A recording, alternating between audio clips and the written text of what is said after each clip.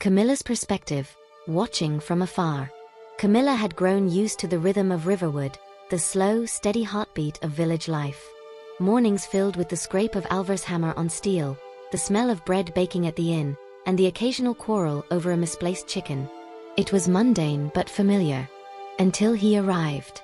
At first, the orc was just another traveler, soot-covered and weary. She didn't think much of him, besides the vague wariness that came with seeing an orc in Skyrim, a rare sight. She knew only of the strongholds far from the towns, like Dushnik Jarl and Largashbur. Orcs seldom left their tribes, and when they did, it was usually for battle or mercenary work. She wondered what had driven him here. But as the days passed, she found herself watching him more carefully. Strich. The morning after the mine.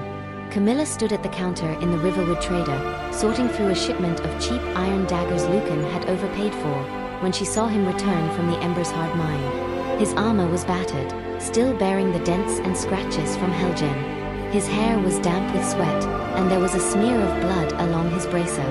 It wasn't his. She didn't know how she was so certain, but she was. The weariness in his eyes wasn't that of a man who had barely survived. It was the look of someone who had fought and won. There was confidence in his stride, steady and unshaken. When he came into the shop, she remembered the poison she had sold him and felt a faint flicker of guilt. She hadn't asked where he was going when he bought it. She had assumed he was just another sellsword. But seeing him now, she knew better. He'd done something dangerous. Something brutal. Lucan, ever the merchant, had pressed him for the loot, eager to trade. The orc spoke little, but when he laid out the bandits' plunder, a small fortune in coin, jewels, and weapons, Lucan's eyes widened. She had watched the subtle shift in her brother's expression, the calculation of profit, the businessman in him coming alive. But Camilla had seen something else. Something Lucan hadn't. When the orc turned to her, she saw the gratitude in his eyes. She realized with some surprise that he was thanking her for the poison. For trusting him enough to sell it, no questions asked. The gesture was so subtle, so fleeting, that Lucan probably hadn't noticed. But she had. By the river, chores and gossip. The next morning, Camilla took a basket of laundry and sat by the river with the other women. Hilda, the village elder, had joined them, grumbling about her lazy son Sven. Gerda, Alva's wife, was there too, scrubbing her family's linens against a washboard.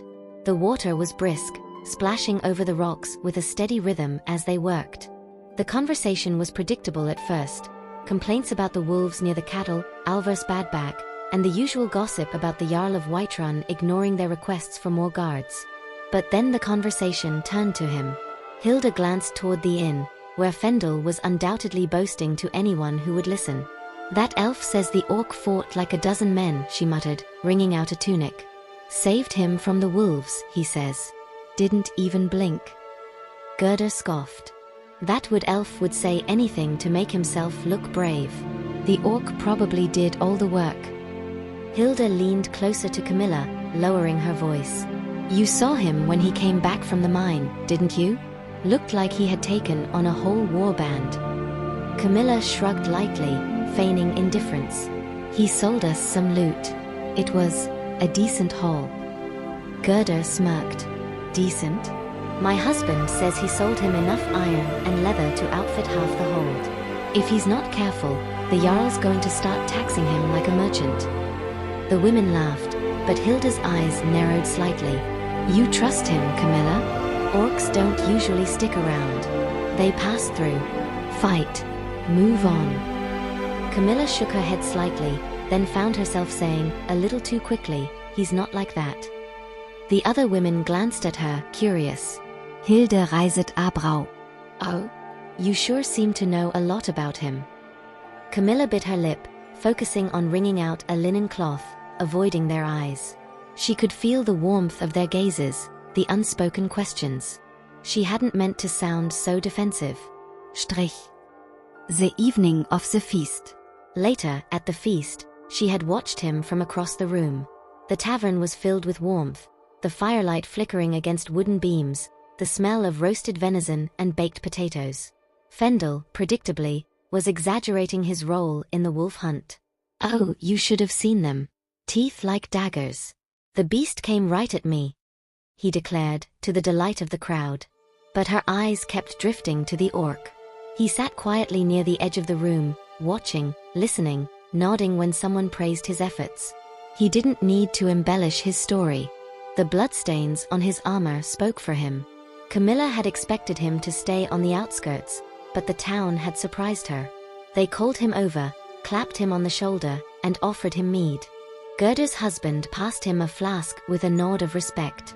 The orc no longer had to introduce himself. He was no longer just the orc. He was Voshu, the man who had saved their village's mine and helped keep the wolves at bay. She had been surprised when she heard herself speaking in his defense earlier, joining in with the praise. She hadn't even realized she was doing it until she saw Lucan glance at her with a knowing look. She'd brushed it off, but the warmth in her chest lingered. Strich. That night, a subtle watch. Later that night, after the feast, she had gone outside for fresh air. The cool breeze was a relief after the crowded warmth of the tavern. She wandered along the riverbank, where the water glimmered faintly under the moonlight. And then she saw him. He was standing by the tree line, his back to the village, staring out toward the distant mountains. His posture was still and heavy, as if he carried some unseen weight. She didn't call out to him. She wasn't even sure why she watched him. But she lingered. Long enough to see him run a hand over the haft of his axe and let out a slow breath. For a moment, he seemed so far away from Riverwood, like he already belonged somewhere else. She turned away before he noticed her, retreating to the safe